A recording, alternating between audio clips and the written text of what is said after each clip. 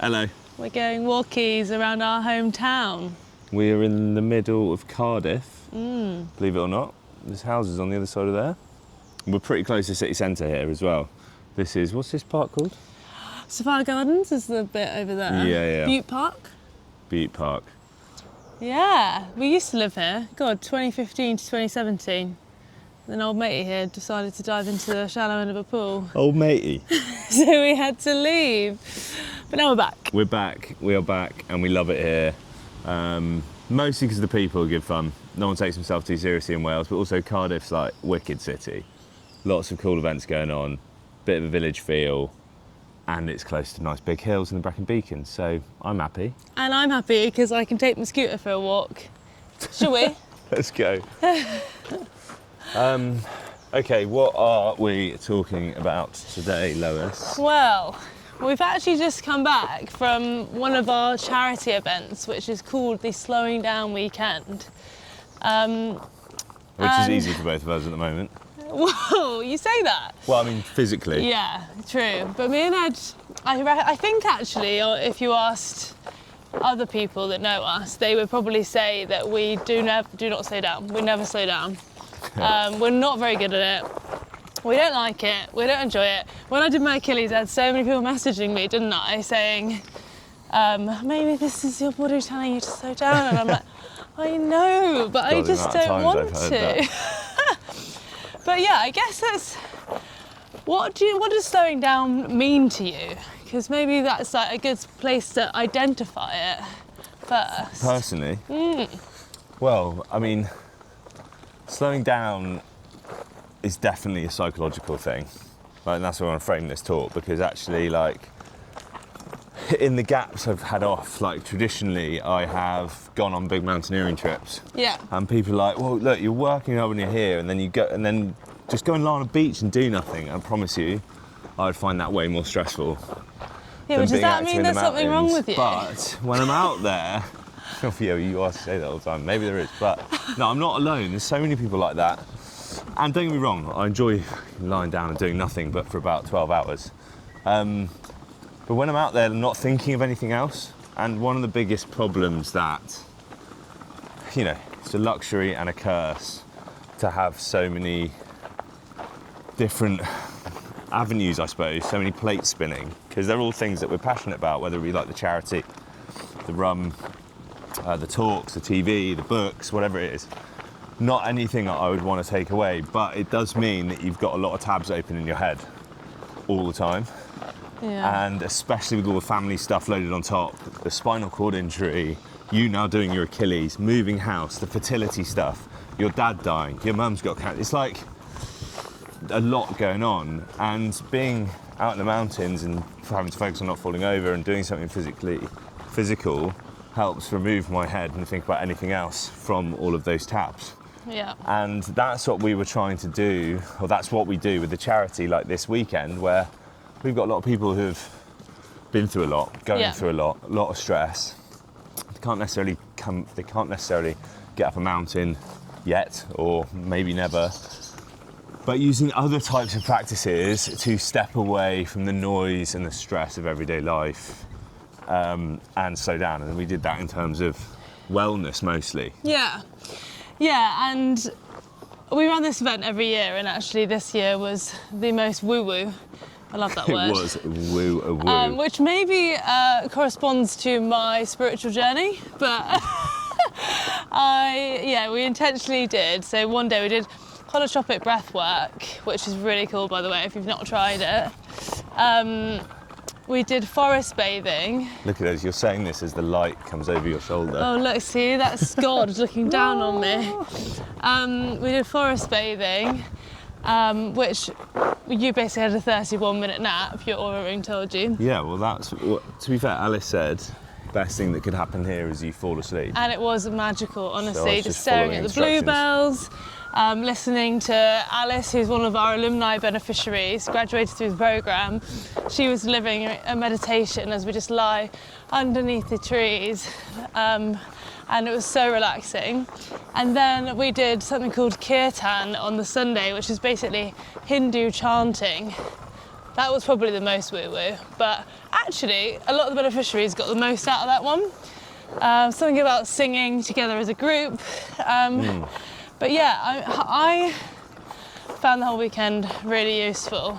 I think for me, slowing down is actually about being present, because there are so many times in life. So you can get run over. Yeah, there are so many times in life when I'm not present. Yeah. And I am thinking about future me, what I've done in the past, like, oh my God, you said that stupid comment. And there's a few times that I am fully present, and that is when I'm actually in a flow state with work, which I do love, and then when I'm in nature. And that's a bit similar to you when you're climbing the mountains. I just love being close to nature. And actually this weekend was the first time I properly, fully connected to it as well though, because you can go for a walk, but still not be present. You might still be listening to a podcast or thinking about what you got to do tomorrow. But actually tapping into what you can hear, what you can smell, I found that really nice. What's your obstacle course? I'm finally on solid ground for my scooter. Here we go. You're flying now. Yeah, I found that slowing down was good for me.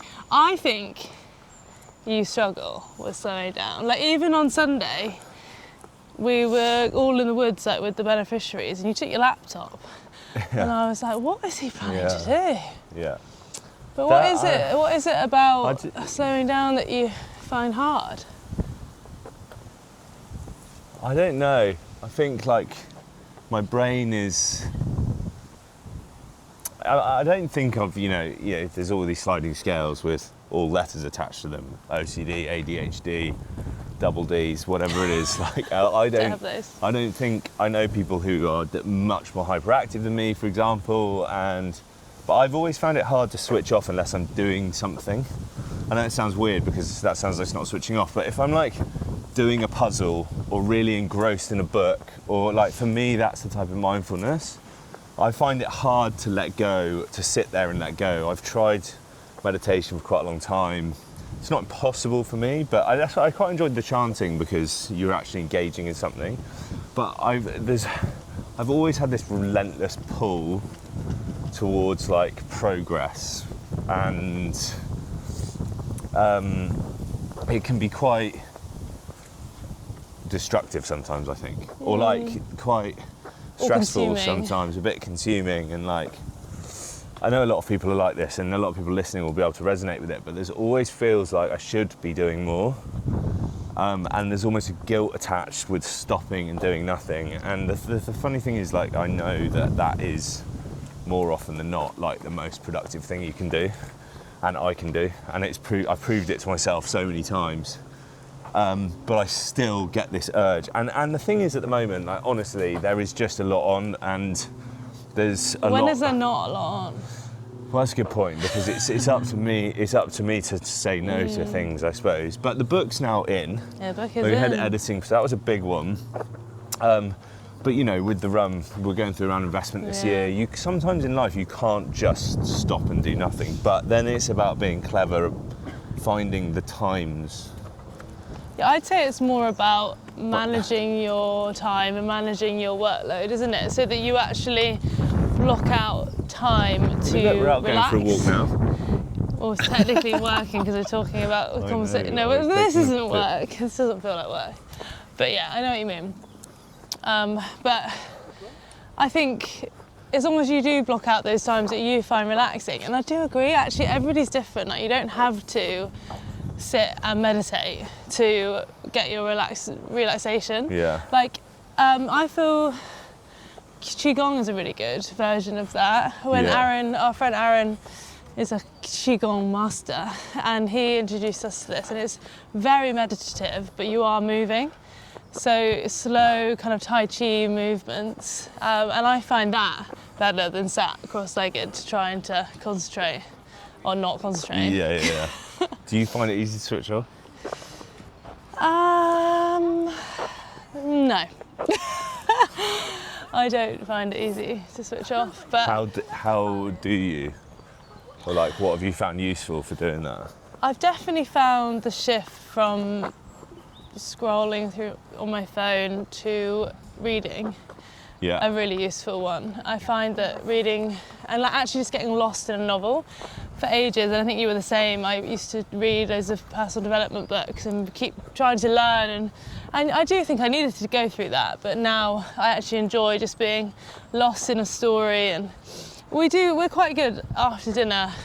We're normally working until dinner, and then after dinner we'll put a show on, won't we, that we both want to watch. And I do like, that does relax me. Even then, you got to be strict with like putting your phone down. Yeah, that is Because an addictive little phone. it needs just to be out of reach. I found this with working recently, like especially with writing, I cannot have the phone in the room because when I hit a tricky patch or my brain feels some resistance to some writing or a piece of work that's quite tough and you've got to push through, it'll go for the easy win or the easy endorphins, and your phone is just this source of dopamine sat next to you where your brain can distract itself. So I bet sometimes you'll be working or doing emails or something, and you'll all of a sudden you'll have caught yourself and you've already picked up your phone and you're already scrolling. And you've not even thought about it. That is a scary thing. It's so subconscious now. Yeah, so you need to like create those traps and you've got to create those blocks in place, put those blocks in place so that you can't allow yourself to do that. So it makes it easier for you. So like a lot of people have, work mode on their computers where emails don't come in, notifications don't pop up, because that is all just brain food and dopamine for your body to like have a cop out from doing something difficult. And all of the meaningful stuff, all of the meaningful projects, whether it's like building a business or writing a book or writing your dissertation or whatever it might be, they're long form and they've got a lot of resistance involved because they mean a lot and they take a long time. So that's the last thing your brain wants to do. Yeah, they're the most That's when important ones. the discipline has to come in. I think you've got to be aware of that to start with, haven't you? I'm just going to take my jumper off. yeah. It's fucking hot. Sunny Wales, eh? I know. You said it rains here. Well, when a bit Welsh, I know. You get this, honestly. Lois's Welsh accent is I'm fucking empathetic. embarrassing, honestly. Just pick up people's accents by accident. But you It's never not my actually lost fault. it. We lived here like 8 years ago. I And know, you're still just- how are you? Just like being Welsh, you know? You know? No, I don't know what that was. That's a bit Aussie. But yeah, I think being aware of those tasks which are important but not time pressured, because they're the ones that often get ignored, right? Yeah. I actually found, not so much now that I am injured, but when I had really busy weeks and like training for the High Rocks, for example, I'd love like planning, this is a bit far, but on a Sunday night, planning my week, and I used to write it down in an A4 piece of paper, like Monday, Tuesday, Wednesday, Thursday, Friday, Saturday, Sunday, and then first I would put in my exercise classes that I wanted to do. Yeah, because Then- you know how important they are. Yeah, well actually, but coupled with my meetings, my non-negotiable meetings or calls that I had, and then around those, I would block out like a walk, like genuinely, to like put time in for a walk, and then I would block my work around that. So it might be that like I'm working in the evening and going for a walk in the days, but I would like see my blocks throughout the week, and then I'd also put in what I'd be working on, because when you come to Monday morning and you're stressed because you're like, oh my God, I've got all of these million to-dos. But I'm never going to get them done in the week. And then you actually spread them out and be like, right, work on this then. And that helps my brain just stay on track as well. I'm really bad at that. Well, I think as we have so many different projects, it's easy to get distracted from one to the next. Yeah, well, I've recently I've stuck these like rolly whiteboard paper things all over the office at home. It And looks it's got great. like all these different verticals with to-do lists underneath, and it's actually really helped. Like this afternoon, cleared a couple of things off, and I was just sat there staring like, what do I do next? Because there's like 5 different emails I could answer, or there's like a deck I could build. I've got to build a talk. So instead I just sat there staring at the computer like, so I went into the office, looked at the verticals, wrote down the things, ticked off the things that I'd already done, and then looked at the next jobs and was like, do you know what, that can wait till tomorrow morning. Let's go out for a walk. And then I was okay with it. Yeah. But trying to expect your brain to do all of that organising itself, It's already is doing so pretty much, difficult. isn't it? it takes up a lot of bandwidth, so getting it out of your brain is a good thing to do. Something I'm not usually very good at. So how do you balance the drive for progress and more and ambitions, or wherever you want to get personally, professionally, and staying present and in the moment and calm and not overthinking the future? I definitely am not perfect at this at all, but I think there's a few things around. I actually used to start the day with a bit of an affirmation, especially when I was going to be working with the beneficiaries of the charity. Like we were talking about this with being present over the weekend, and I would kind of say to myself, be kind, be present. And there was my two words, yeah. You never said that to me. No, I did it when I was in Nepal, and I've done it before on like work events, and I just think that helps remind me, because I am somebody that it's actually, I mean, it's a bit of a skill too, because I've worked in events my whole life, that when you're doing something, you're constantly thinking about how everyone else is and like what's next in the itinerary, and actually I then lose myself and I'm not engaging with who I'm with at all. Yeah. And actually that is the joy. That's like the slowing down, isn't it? Connecting with other people that you're trying to help who need you. Yeah. Like, that's what it's about anyway. So those affirmations really helped me. And then you actually taught me something around the task stuff with staying present, was around, it's not how much time you spend on something, it's like whether you actually get something done. Yeah. So a bit like what you just said, it's like, okay, so you've got, and actually I had to really strip back on how much I can do in a day. Yeah. I always thought I could do about 10 things, I can probably do about 2. Yeah, our mate Ollie is terrible at this. At the beginning of every day, he's like, yeah, I'm going to do this, I'm going to go to gym, run a marathon, create that deck, have those 2 investor meetings, right? And like, you just look at him and he's, in his head, he genuinely believes he can do that. I think a lot of people do. And it's great ambition, but it's fucking stressful. Like, and to be fair, he gets a lot done because of that drive. But Yeah. it's, I think, who was it who was talking? I can't remember who was it was a business leader, it might have been like Bezos or something, saying that he's got like 3 deep work hours a day that's possible, so he doesn't do anything more than that. I'm sure that wasn't the case when he started Amazon. I'm sure he's working all day and all night, but that's the thing, I would say. It's like, what is the creative amount of work you can do until the actual thing for me is like, I could obviously do more than 3 hours of work a day, but then you stand up and go for a walk and come back to it, rather than just try and hammer through, and like your brain's just fucked then.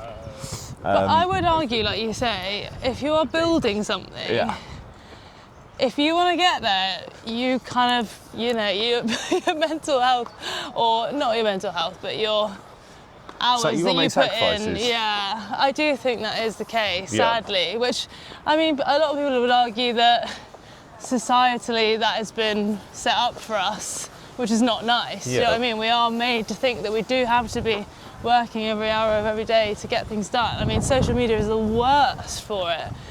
Like now, you've got to be pumping out 3 or 4 reels a day to get any kind of but viewership. I think when you're younger, you need to definitely do that. But I think like there's plenty of people when they're older who can. It's about being smart with your time, and it's about, if you're working for yourself or you've got your own business, it's about delegating and making sure there's people who are at least as good, more hopefully better than you at those tasks that you can pay someone to do. Working out how to set up the business so you can afford to pay them, and get some time back, because people don't value their time enough.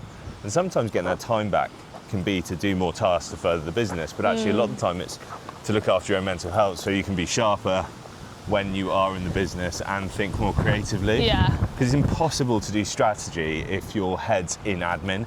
Even if you pause to do strategy for an hour with the founders or whatever, if you've been just hammering to-dos all day or all week or all month, you're never going to give yourself the headspace to do it. So it's just about being smarter, I think, and that's a luxury, I suppose, and that comes with experience. Like, I think you'll find plenty of people in their 50s and 60s will tell you that easily, but they've had to learn it the hard way. But having said that, when you're younger, you just got to graft, like, and that's when to put the time in to Yeah. show. And it seems like, I mean, this topic goes round in circles, but kids just don't want to graft these days. Oh my God, you A lot sound of them so don't. old.